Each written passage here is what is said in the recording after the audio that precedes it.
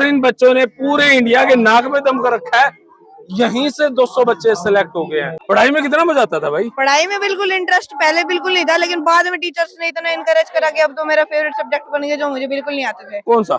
Maths. ऐसा कहते हैं कि जो बच्चा यहाँ पे एक साल पढ़ ले वो किसी भी स्टेट के नॉर्मल एग्जाम क्लियर कर सकता है, ऐसा है क्या? हाँ, ऐसा ही है। Definitely it's right, absolutely right. सारे भाई ने राम राम भाई, मैं जगदीप शर्मा स्टेप अप जे सर यूट्यूब चैनल पर आपका स्वागत करता हूँ। पीछे मेरे पास फ्लैक्स देखने लग रहे हो, 200 plus students selected in RMS 2025 exam. 200 plus बच्चे सिलेक्ट हो गए हैं। आजा भाई आजा, अब आजा इधर। और वो बच्चे, आप यहाँ पे उन सब बच्चों को देखने लग रहे हो मेरे साथ, ये छोटे छोटे क्यूट क्यूट से बच्चे देखने लग रहे हो। अगर बात करें कहाँ से, बेटा थोड़ा सा पीछे हो जाओ, थोड़ा सा।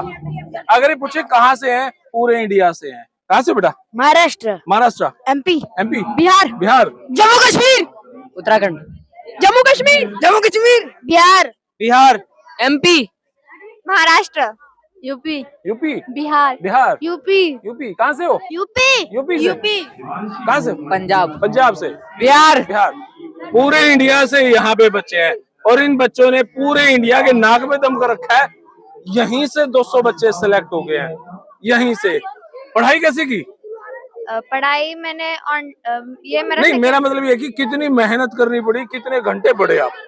मैं तो ऑनलाइन थी और मैं तो सुबह उठती थी, कब स्कूल जाती थी कब नहीं जाती थी।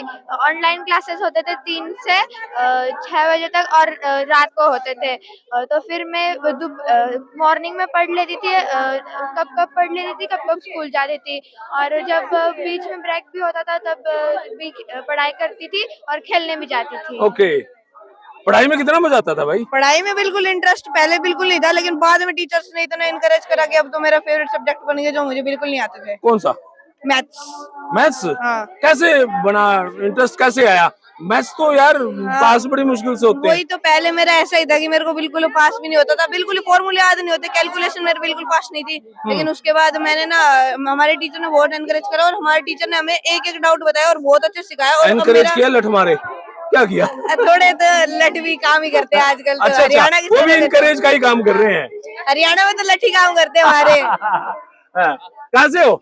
जैन सर, मैं कारगिल से हूँ, जहाँ पे 1999 का युद्ध हुआ था। अच्छा, क्या नाम है? जी सर, मेरा नाम अनवर हुसैन। अनवर हुसैन।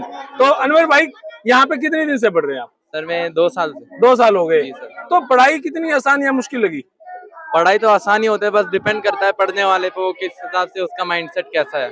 तो आपको क्या लगा, ये सुखोई एकेडमी बढ़िया है या जहाँ पहले पढ़ते थे वो बढ़िया? कंपैरिजन अगर करें तो यही बढ़िया है, वो तो पूछने की जरूरत ही नहीं है। तो क्या स्पेशल यहाँ पे लगा जो और स्कूलों में नहीं था? और स्कूल में बस एनसीईआरटी पढ़ाते हैं, रटवाते हैं, टॉप करते हैं और कुछ नहीं। यहाँ पे हमारे थोड़ा आउट ऑफ सिलेबस भी पढ़ाते थे, जिसकी वजह से हमारे बेसिक स्ट्रांग हो गए। ऐसा कहते हैं कि जो बच्चा यहाँ पे एक साल पढ़ ले वो किसी भी स्टेट के नॉर्मल एग्जाम क्लियर कर सकता है, ऐसा है क्या? हाँ, ऐसा ही है।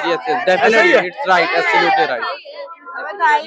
ऑल इंडिया लेवल का? ऑल इंडिया लेवल के भी। ओके। तो अब इस सुखोई एकेडमी को लेके क्या कहना चाहोगे? ये बहुत अच्छी एकेडमी है। यहाँ पे मतलब जो अनवर, मैंने यहाँ पे 6 महीने पढ़ा और आरएमएस क्लियर कर दिया। पहले मैं दूसरी एकेडमी पढ़ता था, पर मैं 84 नंबर लाया था 150 में से।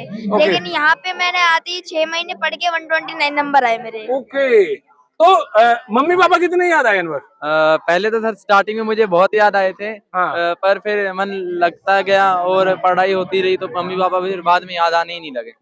और क्योंकि मम्मी पापा का ही सपना था हम पढ़े, तो यहाँ पे इतनी याद आई नहीं। तो आपको तो मम्मी पापा याद नहीं है, मम्मी पापा को आप कितने याद आए फिर?